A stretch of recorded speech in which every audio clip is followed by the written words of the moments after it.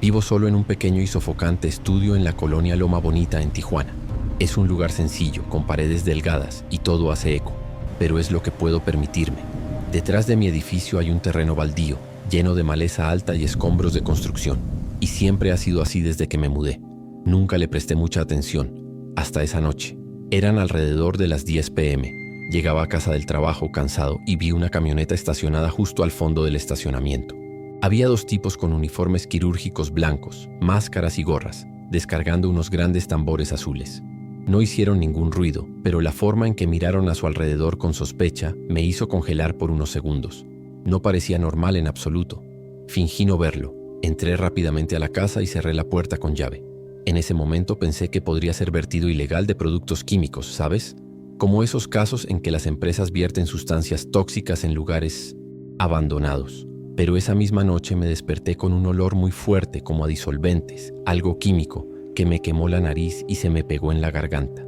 Abrí la ventana pensando que era una tubería rota, pero el olor venía de afuera, directamente de la propiedad. Durante la noche oí ruidos metálicos, arrastramientos, golpes apagados. Era como si alguien golpeara algo pesado. La ventana de mi baño daba a la propiedad, pero no podía ver mucho, solo sombras y la silueta de tambores.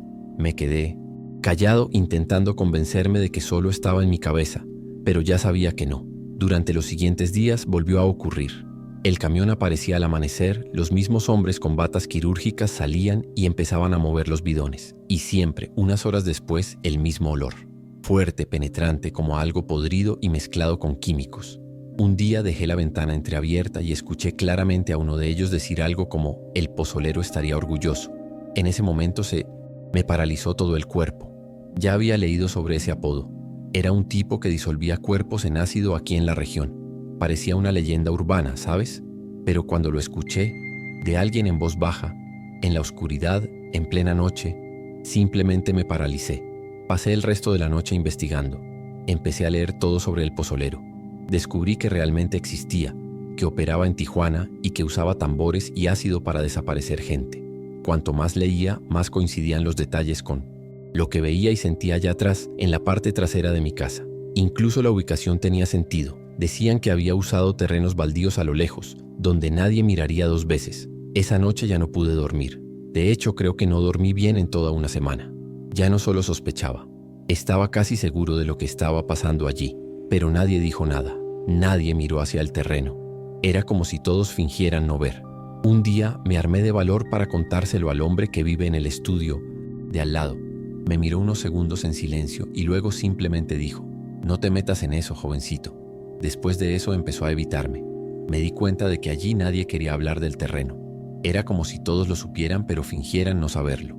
Esto me puso aún más nervioso. Empecé a ponerme paranoico, mirando por la ventana de madrugada, anotando las horas en que llegaba el camión. Una noche oí un grito corto y apagado seguido del sonido de metal cayendo. Fue la peor noche de mi vida.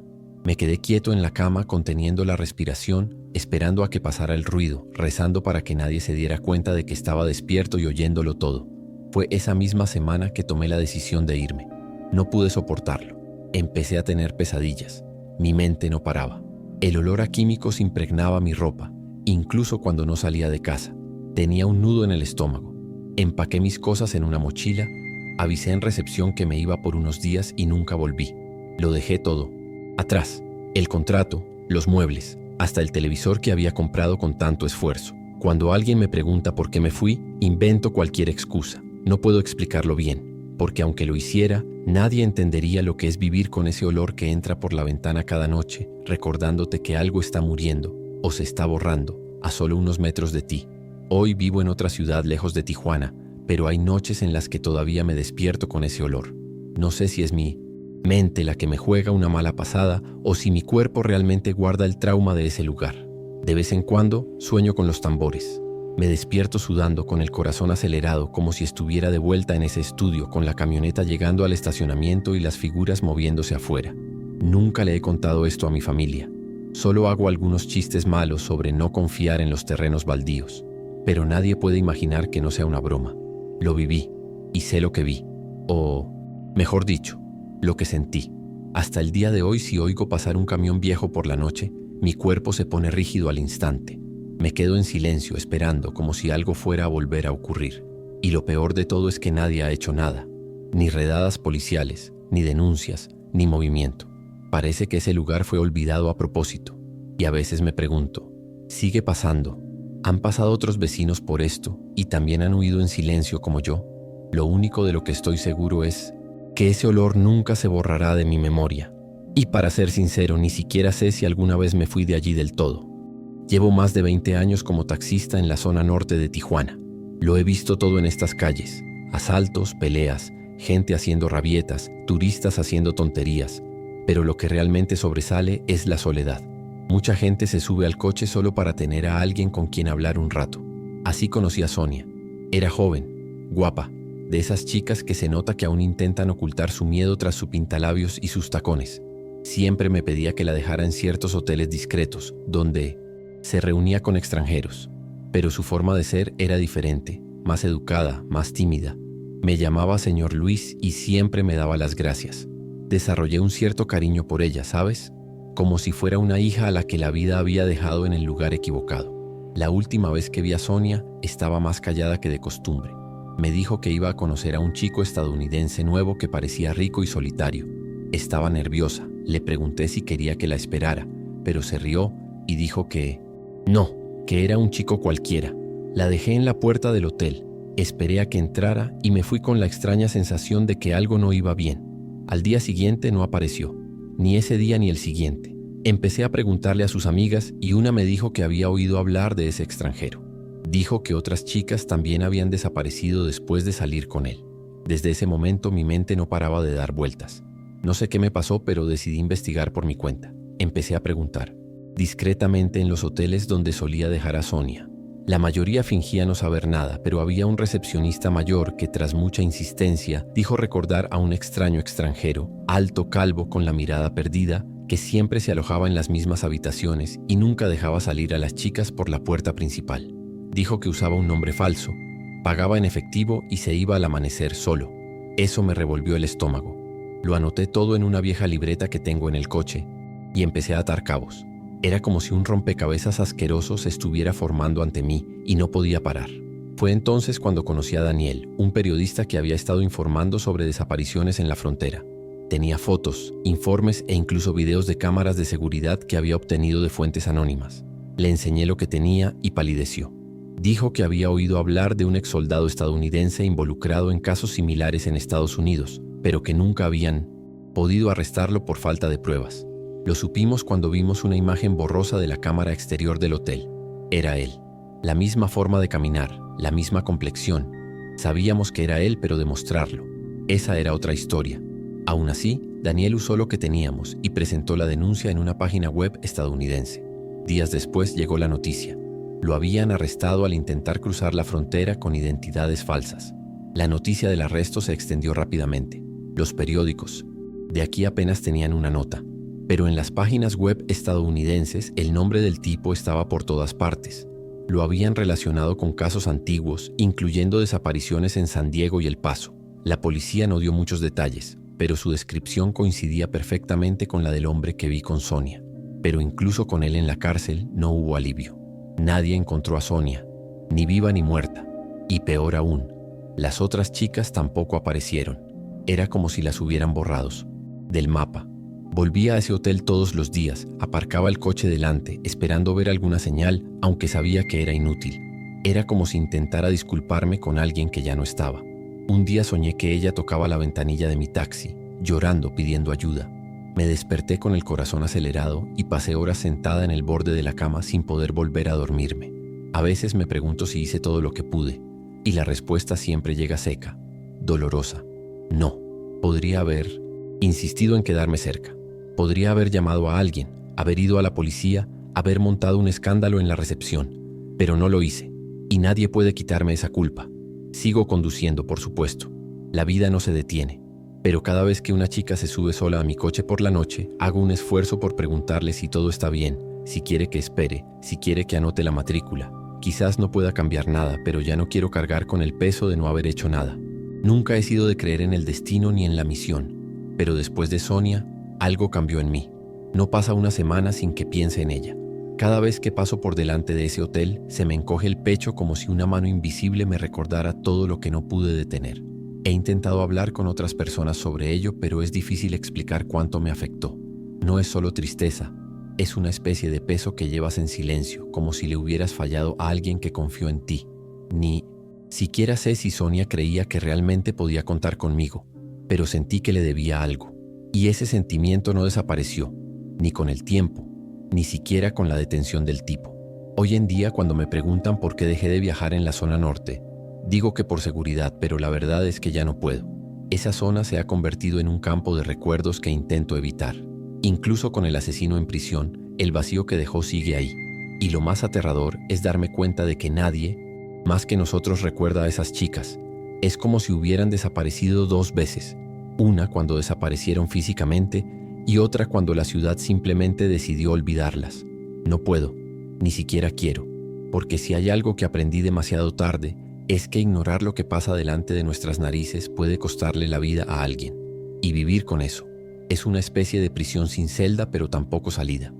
Trabajar en un yonque a las afueras de Tijuana nunca fue fácil, pero era lo que tenía. Era eso o morirme de hambre. Don Lupe me dio el trabajo después de una conversación rápida, sin mucho papeleo. El lugar era un caos organizado. Autos viejos amontonados, piezas manchadas de aceite, metal retorcido por todas partes. Trabajábamos duro, sudábamos todo el día, pero al menos el ambiente entre los compañeros era bueno. Llevaba allí unos 3 años y los chicos con los que trabajaba ya se sentían como familia. Todo se basaba en la confianza y la rutina. Sabíamos que el lugar era peligroso. Hierro, aceite, maquinaria improvisada. Pero nadie esperaba que se convirtiera en un verdadero infierno. Esa mañana todo se fue al traste. Era el final de la jornada laboral y estaba con otros 5 compañeros desmantelando un camión que acababa de llegar. Empezó con un olor extraño y denso, como a plástico quemado mezclado con aceite viejo.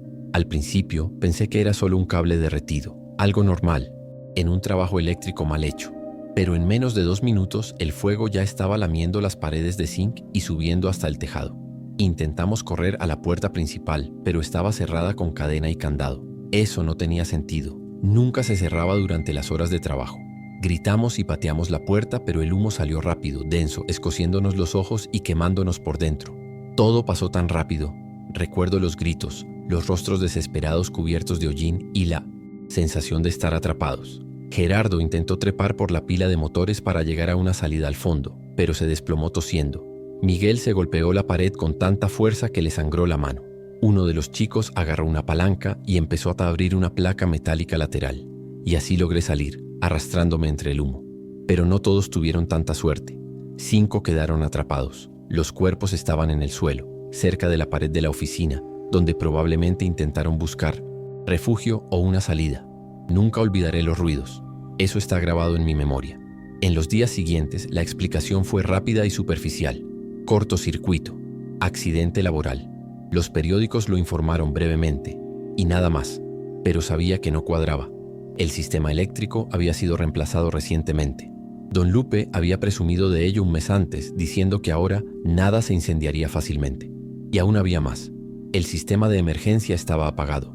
Los extintores habían desaparecido y la puerta, que debería haber estado abierta, tenía un candado nuevo y resistente. Empecé a reconstruir los detalles, buscando en mi memoria. Nada tenía sentido. Todo parecía estar preparado para salir mal. Y cuanto más pensaba en ello, más me venía a la mente el nombre de Don Lupe. Solo él podía haberlo estropeado todo sin que nadie sospechara. Lo comprendí cuando hablé con Julián, quien también sobrevivió. Estuvo hospitalizado unos días por el humo y quemaduras leves. Al salir, vino a mi casa nervioso y sudando. Me contó que unos días antes del incendio escuchó a Don Lupe hablando por teléfono en su oficina con la puerta entreabierta. Hablaba en voz baja, pero pude distinguir algunas palabras. A salvo, todo despejado, nadie lo sabrá. Julián dijo que en ese momento no lo entendió bien. Pensó que era una conversación sobre recaudar dinero o algo así. Pero después del incendio, todo cobró sentido. Don Lupe lo había planeado. Cerró la puerta con llave. Desactivó los sistemas. Sabía que parte del equipo estaría allí a altas horas de la noche. Fue frío, calculador, cobarde. Después de que Julián me contara esto, busqué más detalles. Descubrí que 2 semanas antes del incendio, Don Lupe aumentó las primas del seguro del yonque. También supe que despidió sin explicación alguna a uno de los electricistas que hacía mantenimiento interno, quizá porque sabía demasiado. Lo más repugnante es que después de la tragedia solo apareció una vez en el lugar de los hechos. Llegó temprano, tomó unos papeles de la oficina incendiada, intercambió unas palabras con un policía y desapareció. Nadie lo volvió a ver. No respondió más llamadas, no dio entrevistas, nada. Mientras tanto nosotros, los que nos quedamos con los recuerdos, con la culpa, con los rostros de nuestros compañeros apareciendo cada noche al cerrar los ojos.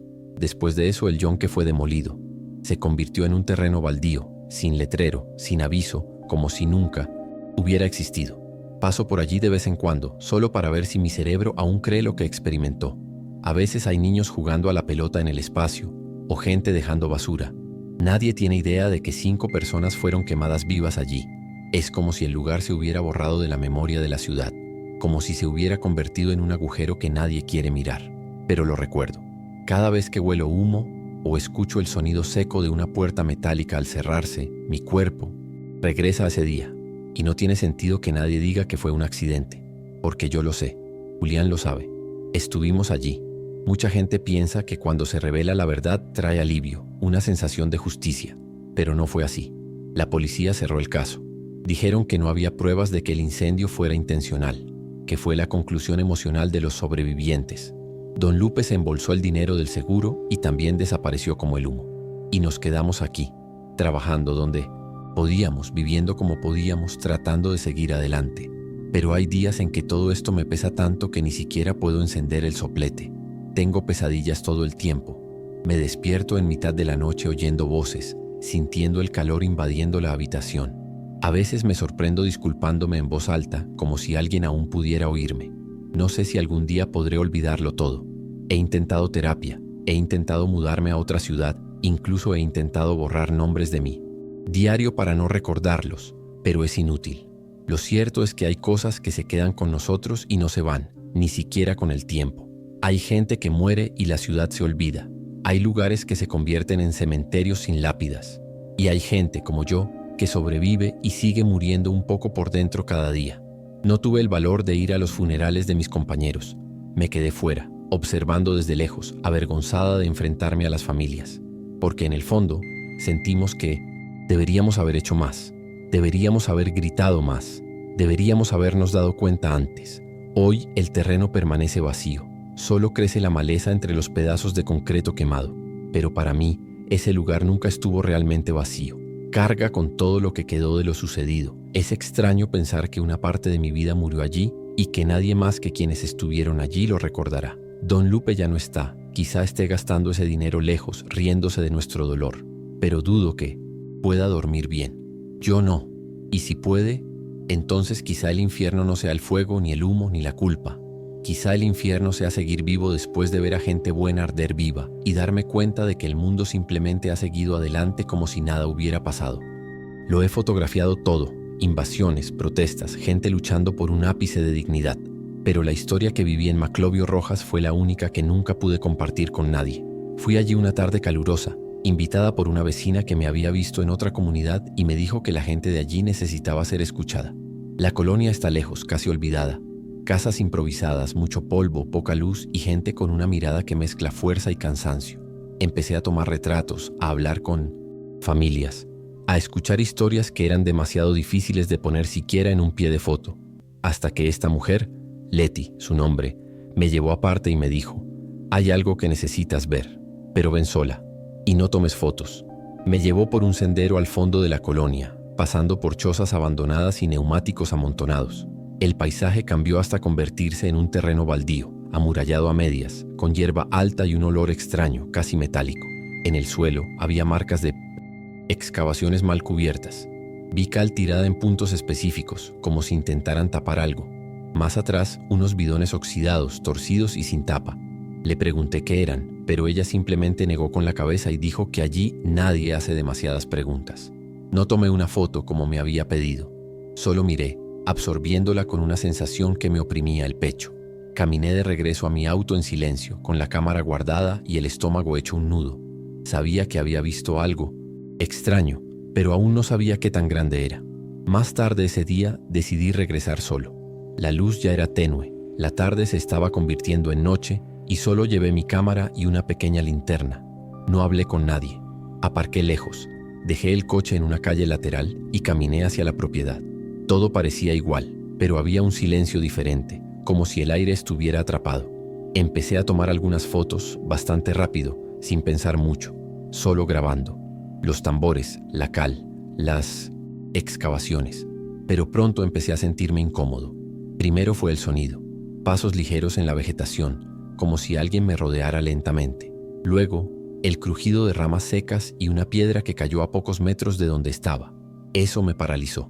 Mi primera reacción fue intentar convencerme de que era un animal, quizá un perro, o alguien que se movía accidentalmente entre los arbustos. Pero no se oía ningún sonido de respiración, ni de patas, ni de voz. Solo pasos y pausas. Largas pausas, como si quienquiera que estuviera allí esperara mi reacción. La linterna empezó a fallar.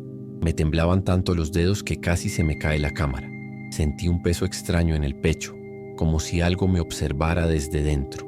No era miedo común, era el tipo de miedo que nace del instinto, que grita en nuestro interior incluso cuando no ocurre nada visible. Sabía que no debía estar allí, sabía que había cruzado una línea que no se puede cruzar impunemente. Salí como pude, caminando rápido, pero intentando no correr. Tenía la clara sensación de que si corría, algo vendría por mí. Al llegar al coche, cerré las puertas con tanta fuerza que la llave casi se rompe. Arranqué el motor con las manos sudorosas y me marché sin mirar por el retrovisor. Esa noche no dormí. Seguí revisando las fotos que había tomado, ampliándolas, ajustando el brillo y el contraste, intentando ver si había captado algo al fondo. En una de ellas vi una sombra extraña entre los arbustos. No sé si era paranoia o si realmente había algo allí, pero no la compartí con nadie. Lo guardé todo en un disco duro externo y lo dejé en paz. Algo dentro de mí me decía que no lo tocara más. Al día siguiente contacté con un periodista de confianza. No le conté todo, solo le dije que necesitaba confirmar información sobre Maclovio Rojas. Me respondió 3 días después por correo electrónico. El terreno ya había sido investigado años atrás, basándose en denuncias anónimas de desapariciones. La policía encontró restos humanos y señales de quema, pero el caso se cerró por falta de pruebas sólidas. Nadie fue arrestado, nadie fue citado, y ninguno de los principales medios de comunicación habló del asunto. Fue como si lo hubieran silenciado deliberadamente. El periodista me dijo que tuviera cuidado, que había cosas en esa zona que era mejor no hurgar. Simplemente respondí con un «entiendo», y nunca volví allí. Las fotos siguen guardadas hasta el día de hoy. Nunca las he publicado, ni en una exposición, ni en redes sociales, ni en mi portafolio. Estaban guardadas en un disco duro que mantengo aparte, oculto, con una etiqueta de advertencia que decía no abrir. Es extraño, ¿verdad? Nos convertimos en fotógrafos para mostrar el mundo, para contar historias que necesitan ser vistas. Pero hay cosas que no quieren ser mostradas. Y Maclovio Rojas fue eso para mí. La única vez que intenté abrir esas imágenes de nuevo, semanas después, sentí la misma presión en el pecho que sentí esa noche. Una sensación de que si insistía, algo malo sucedería. Puede parecer una locura, pero sé lo que mi cuerpo sintió. Y sintió miedo. Con el tiempo intenté seguir adelante con mi vida. Volví a fotografiar otras comunidades, otras historias, otras luchas. Pero en silencio Maclovio volvía a mí en mis sueños. Sueños pesados, siempre con esa tierra seca, la cal en el suelo y los tambores, como si esperaran a que alguien los abriera. Y lo peor es que incluso despierto sé que el lugar sigue ahí. Nadie lo ha tocado. Ni una cruz, ni una placa, ni un aviso. Solo tierra y maleza creciendo sobre lo que estaba enterrado. A veces me sorprendo preguntándome si alguien más se topará con ese silencio. Si alguien más vendrá con una cámara y se irá cargando con un peso que no puedo explicar. No puedo decir exactamente qué vi allí. No hubo aparición, ni rostro, ni voz. Pero había algo que no quería ser descubierto. Y lo más extraño es darme cuenta de que el miedo no provenía de lo visible, sino de lo que el lugar albergaba, como si la tierra lo supiera todo y quisiera silenciar a cualquiera que se acercara. Leti nunca volvió a responder mis mensajes. Pregunté discretamente por ella y me dijeron que se había mudado de repente, sin avisar a nadie. No sé si tenía que ver con lo que me mostró o si simplemente estaba cansada de la vida en ese lugar, pero su silencio solo refuerza todo lo que sentía. Maclovio Rojas esconde algo, y quienes se acercan demasiado no salen ilesos. Hoy en día, cuando alguien me Pregunta cuál ha sido la obra más impactante que he hecho, respondo con alguna mentira. Muestro una exposición antigua, cito un artículo sobre migración, invento cosas. Pero la verdad es que la obra más impactante fue la que nunca publiqué, porque no era solo una historia, era una advertencia. Y lo entendí. Guardé las imágenes, borré los metadatos y nunca más volví a hablar de ello con nadie, hasta ahora, porque hay días en que el silencio pesa más que la imagen. Y fue allí, en ese terreno seco y silencioso, donde comprendí que el silencio no siempre es paz. A veces es un pacto con el horror que fingimos no ver, pero que permanece enterrado esperando que alguien lo desentierre. Nunca pensé que vería un asesinato de cerca, y menos a alguien como él. En 1993 trabajaba como taxista independiente en Guadalajara, viajando entre el centro y el aeropuerto. Ese día estaba en el estacionamiento de la terminal, esperando a un cliente que me había llamado para decirme que llegaba en un vuelo internacional. Todo parecía normal. Calor intenso, olor a queroseno en el aire, gente caminando rápido con maletas, hasta que llegaron los autos negros, 3 o 4, todos oscuros, con vidrios polarizados, y hombres bajando con rifles como si fuera una escena de película. Pero allí, en persona, no parecía ficción, parecía una sentencia. El tiroteo empezó rápido, y terminó aún más rápido. El objetivo era claro, el cardenal Juan Jesús Posadas Ocampo. Estaba en su coche y le dispararon sin posibilidad de salir ni defenderse. Los chicos tenían un frío terrible. No hubo gritos ni carreras entre ellos, solo entre nosotros. Mientras todos se tiraban al suelo o intentaban esconderse, detrás de un vehículo, los hombres armados se quedaron de pie. Fumaban, hablaban entre ellos. Uno de ellos incluso se sentó en el capó de un coche, como si esperara a alguien. Y así era. Unos minutos después, apareció un hombre con traje claro, sin prisa, que caminó directo hacia el cuerpo. Lo observó unos segundos, intercambió palabras con uno de los tiradores e hizo una señal. Poco después se oyeron más disparos, al aire, como para poner fin al espectáculo. Me quedé tendido en el asfalto, entre el coche y el muro del aparcamiento, con el corazón latiéndome con fuerza. Lo único que me impedía salir corriendo era el miedo a ser el siguiente. Cuando todo terminó, los chicos simplemente volvieron a sus coches, con calma, y se marcharon despacio, como si hubieran hecho algo rutinario. Lo más aterrador fue darme cuenta de que nadie, absolutamente nadie, intentó detenerlos. Ni la seguridad del aeropuerto ni la policía. Todo parecía planeado, como si se esperara su presencia. Me levanté cuando se asentó el polvo, temblando, con la sensación de haber visto algo que no debía. Y eso fue exactamente lo que me dijeron después. 2 días después llamaron a mi puerta. 2 hombres con corbata, pero con la actitud de quien no estaba allí para hablar. Dijeron que sabían que había estado en el aeropuerto, que mi taxi había sido grabado y que querían confirmar algunos detalles.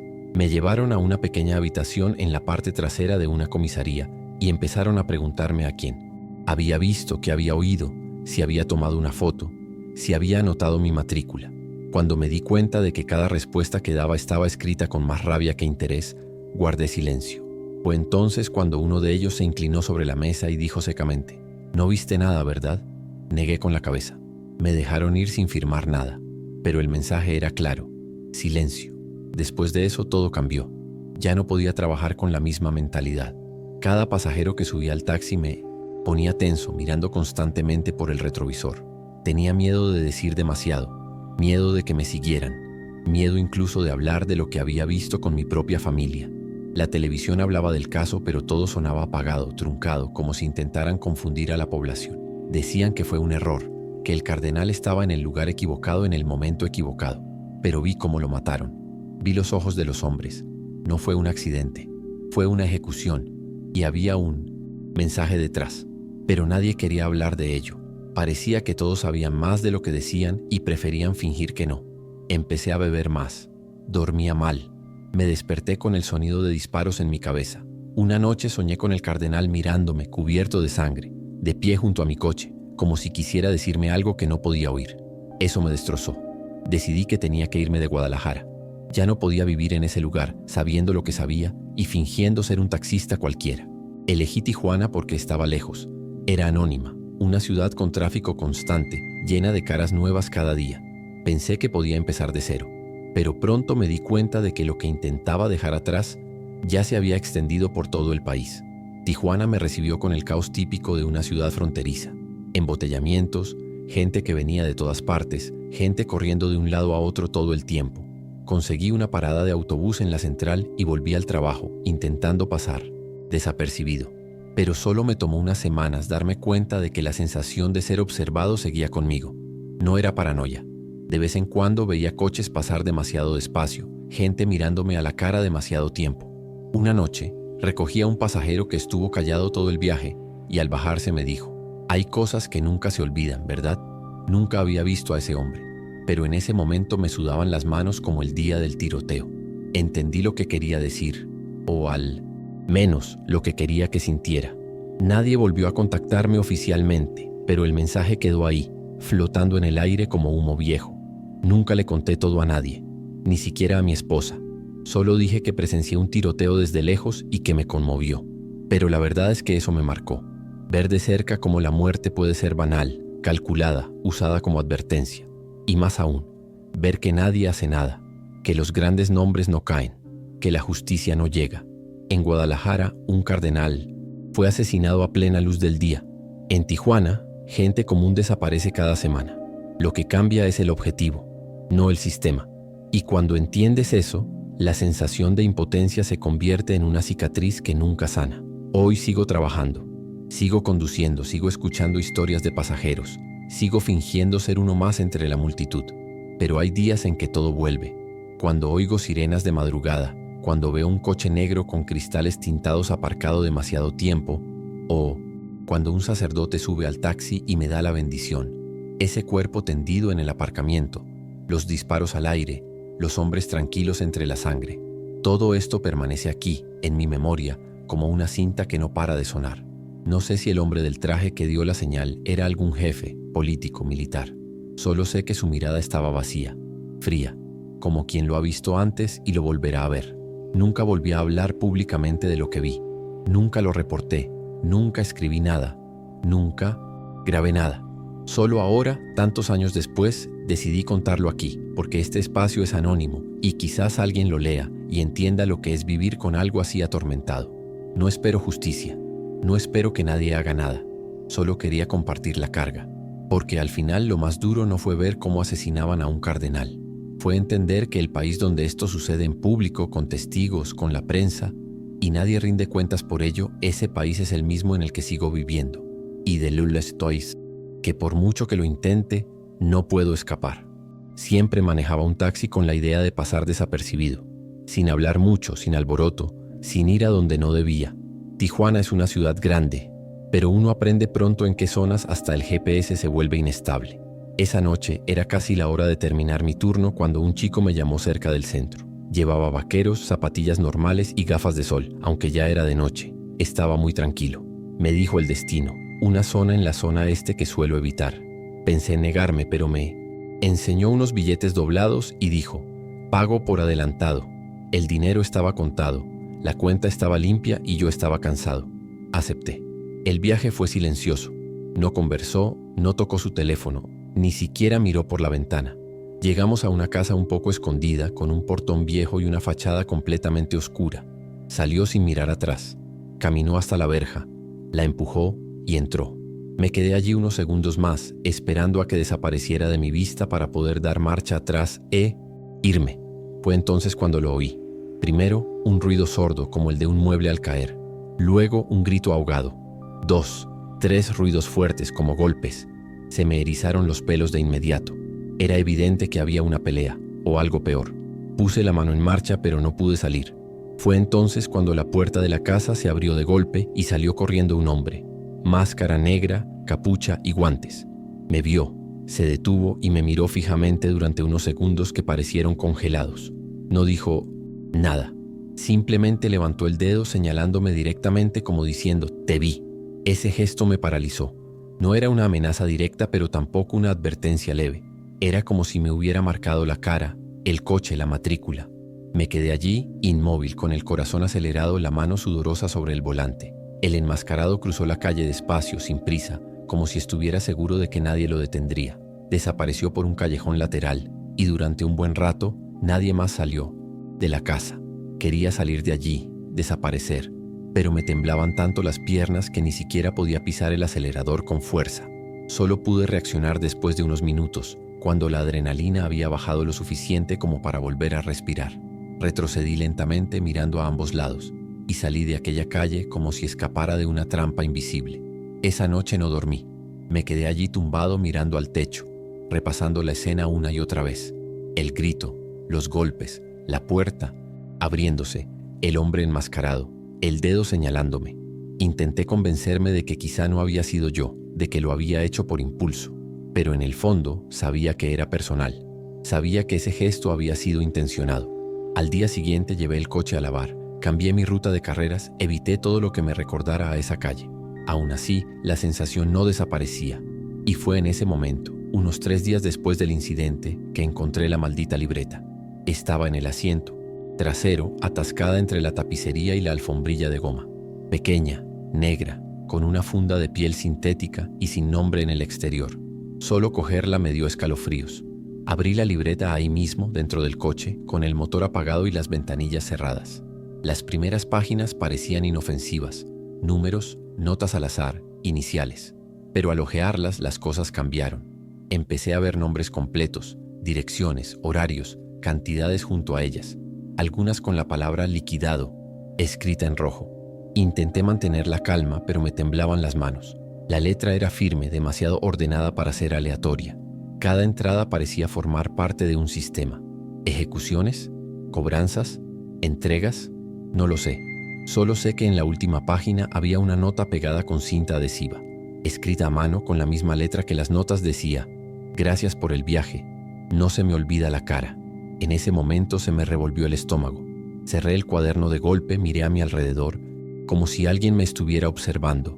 Lo guardé en la mochila y me fui directo a casa, conduciendo sin música, sin distracciones, solo intentando pensar qué hacer. ¿Tirarlo? ¿Entregarlo a la policía? ¿Desaparecer con todo? Cualquier opción parecía peligrosa. Pasé la noche despierto con el cuaderno guardado en el cajón, pero la nota grabada en mi mente como si la hubiera escrito en mi piel. Saber que ese hombre, o alguien de su grupo, me había reconocido, me recordaba y sabía exactamente quién era. Me convenció de que ya no estaba a salvo. Era una pieza que había estado en el tablero sin querer estarlo. En los días siguientes, cualquier ruido me sobresaltaba. Una moto que se detuviera demasiado cerca, un coche con los cristales tintados, incluso un cliente hablando bajito por el móvil me aceleraban el corazón. Cambié mi horario y empecé a conducir solo por la mañana, con el coche lleno de crucifijos y escapularios colgando del retrovisor, como si eso ahuyentara a la gente que escribe notas amenazantes. Evitaba conducir por calles que me recordaran a esa raza. Rechacé varias llamadas en esa zona. Mi mente estaba llena de una sola cosa. ¿Me habían dejado con vida por lástima? ¿O solo esperaban algo? Y el cuaderno. Si alguien se daba cuenta de que me habían dejado en el coche, ¿estarían buscándome? Tras una semana viviendo en esta tensión, tomé la decisión. Vendí el coche. Bajé el precio. Lo devolví con el tanque lleno y ni siquiera quise hablar del precio. Tomé els Becintoli, dinero, y me fui de Tijuana la semana siguiente. No se lo dije a nadie. Solo les dejé un mensaje corto a mi madre y a un amigo cercano diciéndoles que necesitaba desaparecer un tiempo. Me fui a otra ciudad, a otro estado, sin destino. Solo llevé una mochila con ropa y el cuaderno escondido entre 2 capas de vaqueros viejos. Por mucho que quisiera tirarlo, algo me decía que era mejor quedármelo que deshacerme de él. Como si de alguna manera esa fuera la única prueba de que no estaba loca, denuncie, que lo que había pasado era real. En la nueva ciudad intenté empezar de cero.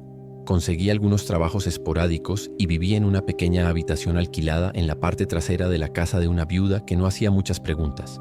Por fuera parecía que la vida volvía a la normalidad, pero por dentro sentía como si caminara por un campo minado. No hablé con nadie de lo que había visto e incluso evité pensar demasiado en ello. Pero el miedo no desaparece tan fácilmente. A veces me despertaba en mitad de la noche pensando que alguien estaba forzando la puerta. Otras veces soñaba con el rostro enmascarado de ese hombre, de pie junto a mi coche, señalando de nuevo. Era como si mi mente hubiera quedado atrapada en esa noche, en ese gesto. Sobreviví, sí, pero nunca volví a ser la misma. Intenté contar lo sucedido varias veces. Pensé en ir a la policía, dejar la libreta anónimamente en algún lugar, enviarla a la prensa, pero todos los planes parecían terminar de la misma manera. Yo muerto en una acera, con un titular que nadie leería. Lo más aterrador de todo fue darme cuenta de que ni siquiera era un objetivo, solo era un detalle. un medio de transporte útil, un extra que veía demasiado. Y aún así, eso fue suficiente para dejar una nota, para hacerme tener miedo de abrir la puerta, de contestar el teléfono, de confiar en cualquier pasajero. Lo único que me impulsa son los días que pasan, porque cada día que pasa sin que pase nada se siente como un permiso para seguir respirando. Todavía llevo la libreta conmigo. Ya no la llevo conmigo, pero sé exactamente dónde está. De vez en cuando la abro solo para releer la nota. Gracias por el viaje. No se me olvida la cara. Eso se me quedó grabado en la piel como si lo hubiera escrito. Nunca volví a Tijuana. Nunca volví a conducir un taxi. Y sinceramente, nunca volví a dormir de la misma manera. No sé si me dejaron vivir por suerte, por desprecio o por advertencia, pero sé que algo ahí era más grande que yo, más grande que cualquier explicación que pudiera encontrar. A veces, el simple hecho de estar en el lugar equivocado en el momento equivocado es suficiente para cambiarte la vida por completo. Lo más difícil no fue huir, fue aceptar que no tenía dónde ir, porque por muy lejos que fuera, el miedo me acompañaba. El rostro de aquel hombre enmascarado, los gritos dentro de la casa, la nota con mi sentencia escrita en tono cordial, todo esto sigue conmigo. Y cuando me miro al retrovisor, sigo esperando ver un coche negro aparcado detrás. Todavía lo pienso 2 veces antes de abrir la puerta, porque en este mundo a veces no eres ni el culpable ni la víctima. Simplemente pasas de largo, y eso en algunos casos ya es demasiado. En aquel entonces instalaba cámaras de seguridad por mi cuenta.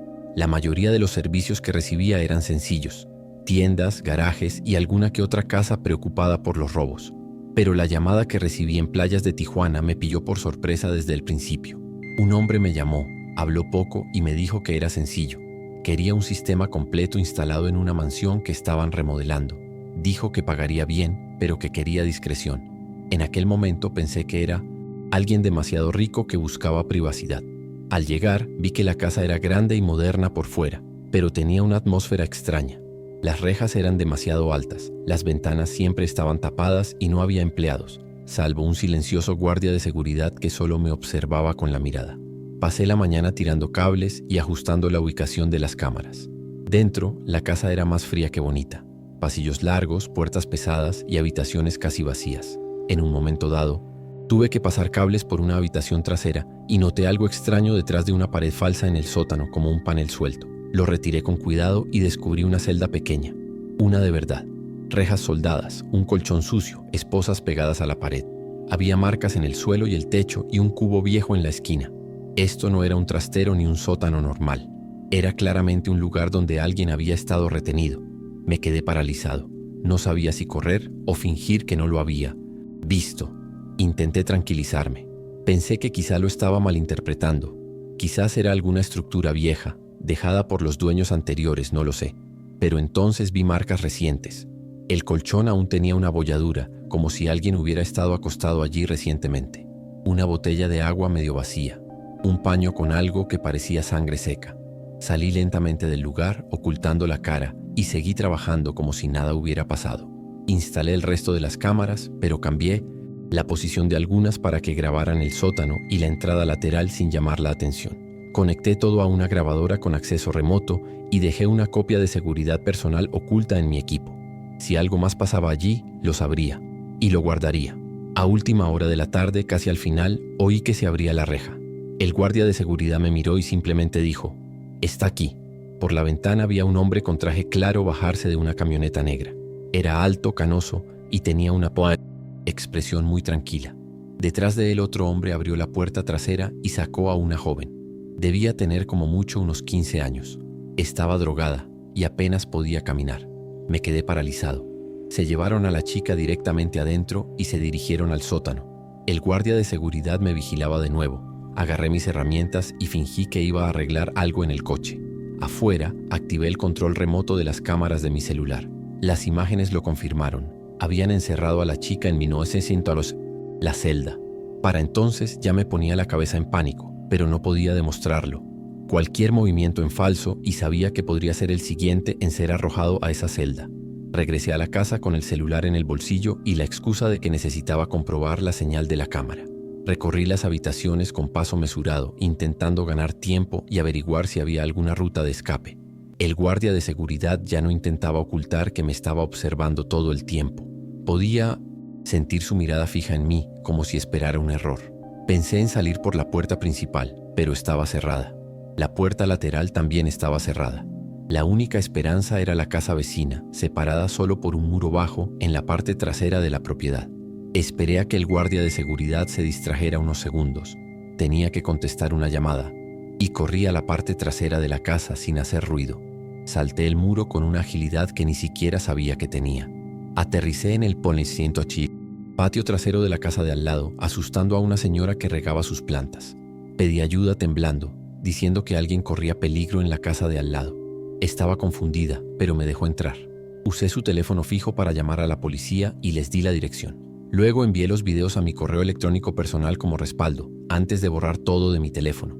Cuando llegó la policía, seguía escondido en la casa del vecino. Me llamaron más tarde para declarar. No sé cómo no, me derrumbé allí mismo. La policía entró en la casa y encontró a la niña viva, aún drogada, pero consciente. Presentaba claros signos de maltrato. Dijeron que era una adolescente que llevaba semanas desaparecida y que era buscada por su familia y la prensa local. Gracias a los videos y al rápido informe, pudieron actuar antes de que ocurriera algo peor. El hombre del traje y los otros dos fueron arrestados de inmediato. Descubrieron que la casa había sido usada en otras ocasiones, pero nadie había salido a denunciarlo. Los periódicos informaron del caso, pero sin mencionar mi nombre. Lo pedí con todas mis fuerzas. No quería ser vista, no quería reconocimiento, quería distancia, porque sabía que esas personas tenían contactos, dinero, influencia. En los días siguientes me volví paranoico. Cualquier coche aparcado en la calle, cualquier ruido a deshoras me ponía en alerta. Tuve que abandonar trabajos programados, devolver herramientas alquiladas, vender lo que pudiera y desaparecer por un tiempo. Me mudé a otra ciudad, cambié el nombre de mi negocio y empecé a trabajar solo por recomendación y en lugares pequeños. Nunca volví a playas de Tijuana. Nunca más acepté trabajo en una mansión, por mucho dinero que ganara. Y hasta el día de hoy, si escucho la palabra sótano, se me congela el cuerpo. La celda, la chica, la mirada del guardia de seguridad, el hombre del traje. Todo esto quedó guardado en un lugar que ningún terapeuta ha podido borrar. Guardé una copia de los videos en una memoria USB cifrada, escondida dentro de una lámpara rota que aún conservo. No sé por qué. Quizás por miedo a tener que demostrar que ocurrió, o por el trauma de borrar lo único que justifica todo lo que he vivido. A veces pienso en tirarla, pero nunca lo hago. Es un recordatorio físico de que estuve a punto de morir. Porque, siendo sincero, si me hubiera quedado allí 5 minutos más, podrían haber decidido que sabía demasiado. Y si ese guardia de seguridad no se hubiera distraído, ahora mismo podría estar enterrado en ese terreno, con las cámaras grabando, pero sin nadie que me viera. Pasé mucho tiempo sin poder mirar directamente a ninguna cámara de seguridad. Cada lente, cada LED rojo parpadeante me recordaba la celda, su cuerpo tendido en el colchón, el olor a moho y óxido del sótano. Yo, que siempre había trabajado en vigilancia, me convertí en alguien que evitaba cualquier cosa que pareciera observación. Empecé a comprender cómo el silencio se instala en mí, ciertas cosas. La casa, incluso vacía, incluso con los monstruos atrapados, seguía cargando con el peso de todo aquello. Y yo también, porque a veces lo que me asusta no es lo que pasó, es lo que casi pasó. Y en mi caso estuvo a punto de ocurrir. Hoy sigo trabajando en otras cosas, lejos de Tijuana, lejos de ese mundo. Pero de vez en cuando alguien me pregunta por qué dejé la profesión. Invento alguna excusa. Problemas de espalda, saturación del mercado, ganas de cambiar. Nunca digo la verdad, porque incluso con los culpables arrestados siento que alguien me observa, alguien que sabe que vi. Y aunque la justicia hizo lo mínimo en ese caso, sé que quedó mucho. Historias que no se contaron, víctimas que no se encontraron. Y quizá eso es lo que me atormenta. La idea de que ayudé a salvar a uno, pero me fui sabiendo que esa casa no era la única. No quiero aplausos, no quiero reconocimiento. Solo quería olvidar, pero olvidar no es tan sencillo cuando eres casi una estadística, cuando el mal no viene con cara de monstruo, sino con traje caro y voz suave, cuando la celda está en el sótano de una mansión y la policía solo actúa cuando tiene una grabación en sus manos. Tuve suerte, nada más que eso. Y la suerte, como todos saben, tiene fecha de caducidad. Desde ese día he intentado mantener la mía intacta, y llevo conmigo la certeza de que el horror no grita sino que susurra, y si lo oyes, mejor que te vayas antes de que te vea a ti también. Siempre he trabajado con fotografía inmobiliaria, casas en alquiler, terrenos en venta, apartamentos recién reformados. Nada fuera de lo común. El trabajo en Ojo de Agua parecía uno más. Un terreno grande y algo remoto que un agente inmobiliario quería promocionar con fotos aéreas e imágenes de toda la propiedad. Subí al coche temprano con el dron en la cajuela y la cámara en el asiento del copiloto y seguí las coordenadas que me enviaba. El lugar estaba aislado, rodeado de hierba alta y con un edificio sin terminar en el centro, con las paredes levantadas pero sin puertas ni ventanas. Aparqué y empecé a tomar fotos, pero algo en la atmósfera del lugar me incomodó. Un silencio denso, como si el sonido no llegara hasta allí. Entré en la estructura principal solo para echar un vistazo al interior del edificio. Estaba húmedo, lleno de papeles acumulados y olía a viejo. Fue allí donde vi, en un rincón cerca de la pared, un cuaderno mojado con la tapa ligeramente desmoronada. Lo recogí por curiosidad. Dentro, algunas páginas aún eran legibles. Había una lista de nombres con fechas al lado y más allá, un pequeño mapa dibujado a mano. La línea conducía a algo que parecía un pozo. En ese momento pensé que era algún tipo de antiguo plano de la obra, tal vez la nota de un capataz. Pero los nombres tenían algo extraño, como si fueran fichas, como si alguien estuviera anotando asistencias o ausencias. Aún así, decidí seguir el mapa. Y fue entonces cuando todo empezó a ir mal. Seguí la dirección indicada en el mapa, atravesando el terreno hasta llegar a una zona cubierta de vegetación más densa. En el centro encontré el pozo en cuestión, o mejor dicho, una estructura circular de hormigón, con la superficie mal sellada por una tapa improvisada. Parecía haber sido tapado a toda prisa, y encima había cemento fresco agrietado en algunos puntos. Pero lo que realmente me detuvo fue el olor. Era fuerte, podrido, como carne podrida dejada al sol durante días. Era imposible confundirlo. Me acerqué con cautela, sin tocar nada. Tomé mi cámara y comencé a tomar fotos, aunque no sabía exactamente qué esperaba capturar. Tomé fotos del pozo, del hormigón agrietado, de la vegetación circundante y del propio cuaderno con el mapa abierto sobre la tapa. Regresé al coche y conecté la cámara a mi portátil para revisar los archivos. Y entonces me llevé un susto. Las fotos estaban ahí, pero empezaron a desaparecer, una a una. Primero se congelaron, luego una pantalla negra y, finalmente, los archivos desaparecieron de la carpeta como si nunca hubieran existido. Lo intenté todo. Otro cable, otra tarjeta de memoria, reinicié la cámara. Nada. El único registro que quedaba era el cuaderno. Lo guardé con cuidado en mi mochila y salí del lugar lo más rápido que pude. Ya no parecía una coincidencia ni un fallo técnico. Era como si alguien, o algo, estuviera borrando todo rastro. Y en ese momento todavía creía que lo peor había pasado. Al llegar a casa saqué la libreta de la mochila con más calma. Las páginas aún estaban húmedas, pero lo suficientemente legibles como para ver que algunos nombres estaban muy tachados. Empecé a buscar en internet escribiendo combinaciones de nombres y fechas. Para mi sorpresa y desesperación, 2 de esos nombres aparecieron en informes locales de personas desaparecidas. Un caso de 2019, el otro de 2021. Se me revolvió el estómago. Cerré todo y consideré seriamente quemar la libreta. Pero algo me decía que era importante, algo que nadie más debería haber encontrado. Al día siguiente decidí llevar el material a una comisaría. Fui con todo, la libreta, los intentos fallidos de recuperar las fotos y una descripción del lugar. El policía que me atendió se puso serio en cuanto hojeó el cuaderno. Me pidió que esperara y entró en una trastienda con el material. 20 minutos después, regresó con 2 hombres que no se presentaron, sino que me hicieron preguntas directas. Hablaban con un tono seco, casi ensayado. Querían saber si había hecho copias, si alguien más lo sabía, si había revelado algo. Dije que no. Uno de ellos me miró a los ojos y dijo: «No vio nada. Es un asunto federal. Confiscaron el cuaderno, se llevaron mi información y me despidieron sin ningún protocolo formal». Salí con una opresión en el pecho y la certeza de que me había metido en algo con lo que ningún curioso debería tropezar. En los días siguientes empecé a notar cosas extrañas. Primero vi un coche aparcado durante horas en la calle, frente a mi casa, con los cristales tintados. Luego, llamadas que sonaron una vez y luego colgaron. Una vez, al salir del mercado, noté que alguien había revisado la guantera de mi coche. No se habían llevado nada, pero faltaban mis documentos. La sensación era clara. Me estaban vigilando. Ya no tenía mi cuaderno ni ninguna prueba, pero lo que vi, lo que sentí en ese lugar, no se me iba de la cabeza. Me di cuenta de que no se trataba solo del pozo ni de los nombres. Se trataba de la clase de Gente que guarda secretos enterrados y borra a cualquiera que intente registrarlos. La gota que colmó el vaso fue una nota que encontré pegada en el pomo de la puerta de mi casa.